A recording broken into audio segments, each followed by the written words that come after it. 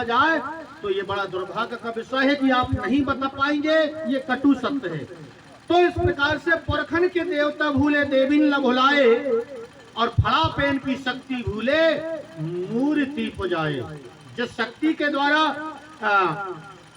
हम अपनी मनोकामना पूर्ण करते थे, उस शक्ति को हम भूल गए और मूर्ति पूजा में लग गए। अंधिन को आंख देत, कोढ़िन को काया, और बांझन के पुत्र देत निर्धन के माया। जब अंधरन के आंखी देत देन बारो देवता है, तो दुनिया में एक भी अंधरा नहीं रहते। अबे तक कोई भी अंधरा की आंख ठीक नहीं भैया है, कहत भरे कि अंधिन के आंख देत वाली। कोढ़िन की काया, जिसके पास कोढ़ है वो आज भी ठीक नहीं हुआ है। अंधिन को आग देत, कोढ़िन को काया, और बांझन के पुत्र देत निर्धन के माया। यदि आप निर्धन हो तो माया काय नहीं मिल रही है। फिर गणेश जी की पूजा सबरे कर रहे हैं, उनके पास खुद ही कछु नहीं है, लेकिन एक ऐसी व्यवस्था बनाई, अंधिन के आंख, कोढ़िन के काया, और बांझन के पुत्र देत निर्धन के माया। माया के मिला थे, तीनक जनिन के मिला तो 3 से चौथिन के नहीं मिले। एक माया ओखे मिल गई, जैन मूर्ति बनाओ, अच्छे से तैयार करो, कितनी मेहनत लगी, उन्हें तुम्हें पैसा लेके और बेच दो। तो उन्हें समय बर्बाद करो हो तो मूर्ति बनाने में ओखे की मजदूरी मिल गई। दूसरा, जब स्थापना करे हो तो तुम्हारी बस की बात तो है नहीं है, इतने आखी बारे तो हो नहीं है तुम कि तुम्हारी पूजा कर लो। पंडित जी के बोले हो 9 दिन का वो फ्री में पूजा कर है, वो भी पूरी थैली भर के ले जाए। ओखे मिल गई माया। और तीसरी माया जो साउंड वालों को मिला, उनका कार्यक्रम कर रहे हैं यार गणेश जी को तो स्पीकर लगानी अच्छे से, तो जो भी 9 दिन कलाने भगवान को काम है, तो जे भी फ्री में लगा दे, तो पंडित भी फ्री में पूजा कर दे, तो बनान बारो भी फ्री में दे दे, तो लेकिन काय नहीं दे, विचार तो करो जरा। और जब वो इतना शक्तिशाली हो तो फिर मूर्ति बना के बेच तो ही काय है कोई। एक ठैया बना के धल्ले तो भीतर की भीतर ही, और जब भी बाजार जाने रहती तो कह तो देवराज में एक कछु पैसा चाहिए थी, मैं बाजार जा रहा हूं सामान लाऊं। यह हमारे साथ नौटंकी बनाया गया, जबरदस्ती हमें बर्बाद करने का, हमारी जेब खाली करने का, हमें धन संपत्ति से हीन बनाने का षड्यंत्र है जी। तो 8-9 दिन तक वो की सेवा करे, और इसके बाद 9वें 10वें दिन ले जाके नदी में तालाब में सिरा दे हो। सिराना का मतलब होता है मिट्टी देना। इतना ही अंतर है कि ओखे पानी में सिराते हैं। अब ओखे पानी में डुबे रहे हो तुम, उतना बड़ो देवता है, बड़ा शक्तिशाली देवता है, तो तुम बच्चे हो। विचार करो जरा, जिसके हमने देवता माने, शक्तिशाली माने, 8-9 दिन तक सेवा करने के बाद, और ओखे ऐसी जगह में सिराया है। सब यार साजो तालाब देख के थोड़ी सिरात है, कहीं कहीं के तो गंदो तालाब में, गंदी नदी में भी सिराने पड़ा थे, जहां सबरे सोच वगैरह करते हैं, उते ले जाकर तुमने भगवान के डूबे आए। अब आप तुम कहां बचो, तुम उभरे रहे हो, तुम्हें भी डूबे है वो। तो इस प्रकार से यह हमारे साथ में जो षड्यंत्र रचा गया है, इन सारी चीजों को हमें समझने की आवश्यकता है। इसलिए कहा गया कि पुरखन के देवता छोड़े देवी ला भुलाए, और फड़ा पेन की शक्ति भूले मूर्ति पुजाए। गणेश जी अकेले की बात नहीं है, दुर्गा जी की बात है, लक्ष्मी जी की बात है। दुनिया भर की मूर्ति बना बना के फोटो लगा लगा हम अपने घरों में चिपका रहे हैं, जिनमें कछु है ही नहीं। हाँ, मनुष्य बनावे मूर्ति, मनुष्य पूजन हार, मनुष्य न शक्ति दे सके बुद्धि जन करो विचार। हमने अपने कोई न कोई भाई ने बनाओ है, हाथ और पांव, आंखें और कान सब कछु बना दो, पैर बने नीगे नहीं, हाथन नहीं कछु दे, और कान बने सुन है नहीं, नैनन नहीं कछु जोर। न वो पैरों से चल पा रही है, न हाथों से कछु दे पा रही है, एकदम अकड़ के बैठे है तो बैठे, न आंखों में दिख रही है, न बोल सक रही है। बाजू में कटोरा में दूध रख दो और बिलैया या के पियन लगे और वो छुर कह दे तो मानते हैं कि नहीं यार इनके दिखा है। तो इस प्रकार से आप लोगों से मेरा निवेदन है, बहुत कम शब्दों में मैं आप लोगों को बताने का प्रयास कर रहा हूं। तो सृजन करैया फड़ा पेन की महिमा समझ ना पाए गुरु लिंगो महाराज, भूले को रास्ता बता दे। 5 देव हैं दुनिया में, कितने? 5 देव हैं दुनिया में, कण कण समाये और धरती, आगी, पवन, पानी, गगन कहाए। 5 देव कौन कौन से हैं? गोंडी भाषा में भूटिया पेन, उमोटिया पेन, अदीटिया पेन, माटिया पेन और अगाटिया पेन कहते हैं, और उसे ही हिंदी में धरती, आकाश, हवा, पानी और आगी। ये 5 तत्वों की संयुक्तिकरण से गंड जीव की काया बनती है। 5 तत्व जब तक संयुक्त हैं, जब तक 5 ही की सलाह बनी है, जब तक 5 इकट्ठे हैं, तब तक तुम चल रहे हो, फिर रहे हो, बोल रहे हो, बता रहे हो, गा रहे हो, खेल रहे हो। और जेतना 5 में से एकाध कहीं निकर के चलोगे तो जे 4 भी आप अपनी अपनी शक्तियों में समाहित हो जाते हैं। जैसे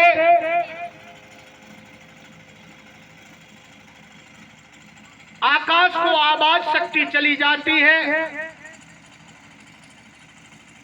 पानी में पानी चला जाता है, हवा में हवा चली जाती है, अग्नि में अग्नि चला जाता है, मात्र मिट्टी भर बचती है। और इसलिए मिट्टी को मिट्टी में दफनाने का रिवाज है कि भैया जब आगी में आगी मिल गई, पानी में पानी मिल गई, हवा में हवा मिल गई, आकाश के आवाज शक्ति चली गई, तो जब 4 शक्तियां ऑटोमेटिक अपनी अपनी शक्तियों में समाहित हो गए, तो 5वीं शक्ति जो है मिट्टी को मिट्टी में मिलाने का मतलब मिट्टी में गड्ढा, धरती में गड्ढा खोद करके और मिट्टी को मिट्टी में मिलाने का रिवाज और परंपरा हमारे समाज में प्राचीन काल से चली आ रही है, और हम उस बात पे आज भी कायम हैं। आज भी हमें मिट्टी देने की प्रक्रिया जारी है। तो इस प्रकार से वो 5 शक्तियां को हमें समझना पड़ेगा।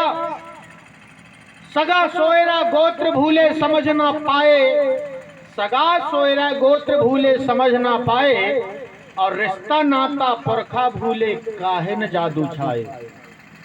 ऊना पूना भेद न जाने मनमानी कराए, गुरु लिंगो महाराज भूले को रास्ता बता दे। यानी हमारा जो सगा संबंध है, सगा गोत्र है, इसके बारे में हमें समझना बहुत ही आवश्यक हो गया है। और वो कैसे? जिस प्रकार से यहाँ पर हमने माता कली कंकाली के 33 बच्चों को लिंगो जी ने 12 सगाओं में विभाजन किया, और इस कोयमुरी द्वीप में प्रचार प्रसार हेतु आदेश किया। जो प्रकृति का दर्शन है, उस दर्शन का प्रचार प्रसार करने के लिए ये संपूर्ण कोयमुरी द्वीप में वो 33 के 33 ही निकल गए। जिन्होंने धरती के मूल 33 तत्वों की खोज की और उस हिसाब से उन्होंने जो रिश्ता बनाया, 1 देव वाले, 3 देव वाले, 5 देव वाले और 7 देव वाले, ये सगा भैया भैया कहलाते हैं। और 2 देव वाले, 4 देव वाले और 6 देव वाले, ये भी आपस में सगा भाई कहलाते हैं।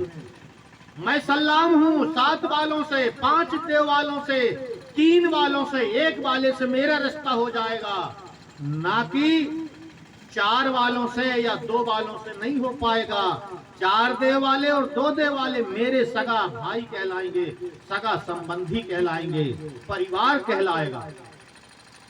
इसी प्रकार से 1, 3, 5 और 7 देव वाले 4 सगा ये भाई भाई कहलाते हैं, और 2, 4 और 6 ऐसे 3 सगा ये भी सगा भाई भाई कहलाते हैं। तो ऐसे 4 और 3 7 सगा और 5 भूमिका, ऐसे 7 और 5 12 सगाओं के रूप में हम जानते हैं। उन 12 सगाओं की जो व्यवस्था है, हमें इस बात को समझना चाहिए कि हमारे नाते रिश्ते तमाम सब इसी से जुड़े हुए हैं और इसी में हमारा आपस में, मैं यदि चाहूं यहाँ पर एक एक दाऊ से, एक एक दाइयों से, और अपना रिश्ता यहीं पे स्थापित हो जाएगा, भले मैं कितने ही दूर से आओ हूं या कितने ही दूर चला जाऊं। यदि कोई मरावी लोग मिलेंगे वो मेरे रिश्तेदार कहला जाएंगे, यदि कोई मरकाम लोग मिल जाएं वो मेरे सगा भाई कहलाएंगे। इस प्रकार से हमारा रिश्ता तुरंत तय हो जाता है कि किसके साथ हम क्या रिश्ते में बोल सकते हैं और किसके साथ हम हंसी मजाक कर सकते हैं, किसके साथ हम हंसी मजाक नहीं कर सकते। ये हमारा रिश्ता दुनिया के विभिन्न समुदायों में से सबसे सर्वोच्च व्यवस्था हमारी है, जो आज अज्ञानतावश ना जानने के कारण हमारे बेटा बेटियां उल्टी पुल्टी रास्ता कर ले रहे हैं, उल्टे पुल्टे संबंध बना ले रहे हैं, अपने मन से वो इस व्यवस्था से हट गए हैं, इस व्यवस्था को नहीं जान रहे हैं। और इसलिए और ज्यादातर पढ़े लिखे लोग सबसे ज्यादा नौटंकी कर रहे हैं, उनको ये व्यवस्था से कोई मतलब नहीं है और न वो समझने का प्रयास कर रहे हैं। तो इस तरह से इस व्यवस्था को जानना बहुत जरूरी है। हमारा पतन कैसे हो गया, इस बात को हमें समझना पड़ेगा। सगा सोयरा गोत्र भूले समझ ना पाए, रिश्ता नाता पुरखा भूले कैसे जादू छाए, ऊना पूना भेद न जाने मनमानी कराए गुरु लिंगो महाराज, भूले को रास्ता बता दे।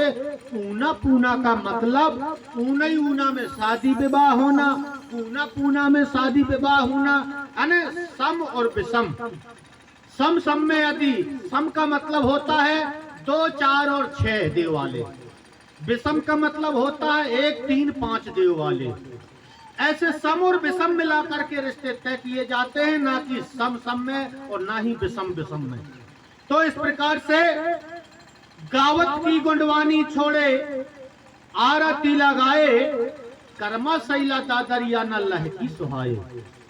आज की तारीख में हमारी जो गुंडवानी गीतें थी, गोंडवाना के रीति रिवाज थे, गोंडवाना के नृत्य थे, उन सारे नृत्यों को हम भूल गए हैं और हम दूसरे चक्कर में आके फंस गए हैं।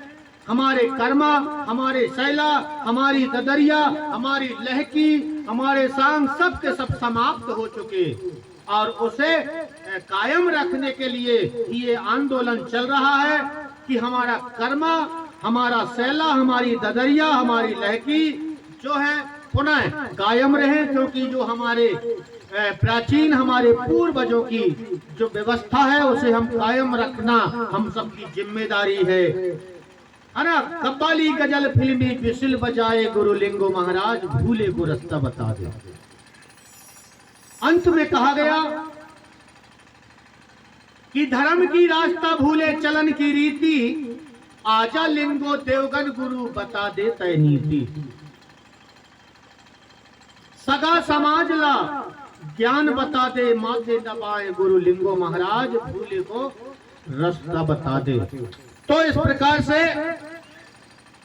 हम जो हमारे पुनेम की जो रास्ता थी, जैसे धर्म कहा जाता है, उस रास्ता को हम भूल चुके हैं। इसलिए हम लिंगो जी से निवेदन कर रहे थे कि आकर के हमें जो हमारे चलन की नीतियां हैं, रीति हैं, तीज है, त्योहार है, धर्म है, भाषा है, संस्कृति है, रीति है, रिवाज है, तमाम जो है हमारे पूर्वजों के द्वारा संचालित की जाती थी, उसे हम पुनः जानें, पुनः समझें और उसे अपने जीवन में उतारें।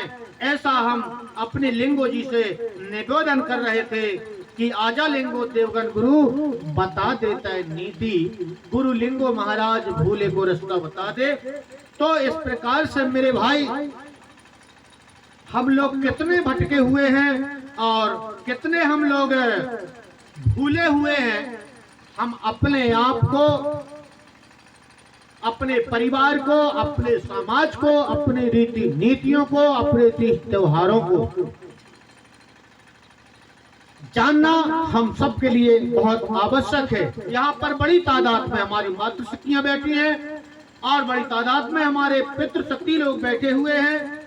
आप सभी से मेरा आग्रह है, इस गोंडी पुनेम दर्शन के माध्यम से जो ग्राम डोगरा वालों ने, यहाँ की आयोजन समिति ने आसपास के लोगों से आग्रह किया है, उनसे निवेदन किया है, उनसे सहयोग भी मांगा है, उपस्थिति भी मांगा है और सुनने समझने के लिए निवेदन भी किया है। तो इस प्रकार से आज यहाँ पर हम लोग इस बात को जान रहे हैं कि हमारा धर्म, हमारी भाषा, दुनिया में इतने धर्म हो गए हैं, दुनिया में इतनी भाषा हो गई है, दुनिया में इतनी संस्कृति हो गई है और सभी संस्कृतियों का, सभी धर्मों का, सभी जातियों का अपना अलग अलग हिसाब किताब। हम अपने मन से, हमारे गुरु ने कल्पना नहीं किया है, काल्पनिक जो इतिहास है वो नहीं, जो प्रत्यक्ष में, जो सामने है, जो हम अपने आंखों से देख सकते हैं, उस बात को स्पष्ट रूप में बताया है। तो इस प्रकार से इस धरती पर गोंड, गोंडी और गोंडवाना की जो परिभाषा है, सबके सब लोग गोंड कहलाते हैं अपने आप में, चाहे वो कछु भी जाति के मानत रहे। लेकिन गोंड शब्द का मतलब दो शब्दों की मेल से बना हुआ है, आप सब लोग अच्छे से समझ लें। गो धन अंड बराबर गोंड, गोधन अंड बराबर गोंड। गो यानी माता का कोख और अंड माने बच्चा। जो माता के कोख से निर्मित होकर के जन्म लेता है वो सभी के सभी गोंड कहलाते हैं। गोंड किसी जाति का नाम नहीं है, गोंड किसी व्यक्ति का नाम नहीं है। गोंड शब्द जो है राष्ट्रवाचक संज्ञा है, प्रजावाचक संज्ञा है। जैसे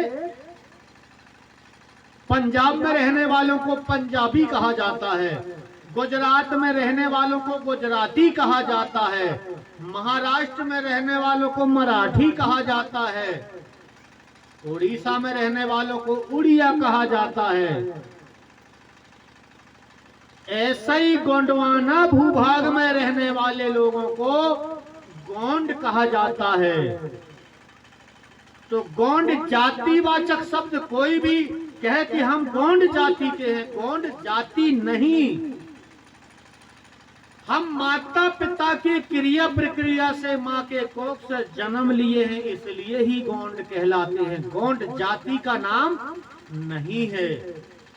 इस प्रकार से यह हम अपने मन से निकाल दें कि गोंड, गोंड के बाद गोंडवाना, गोंड, गोंडी और गोंडवाना। गोंड शब्द के बाद फिर उसमें ई को आई की ई की मात्रा लगा देते हैं तो गोंडी हो जाता है।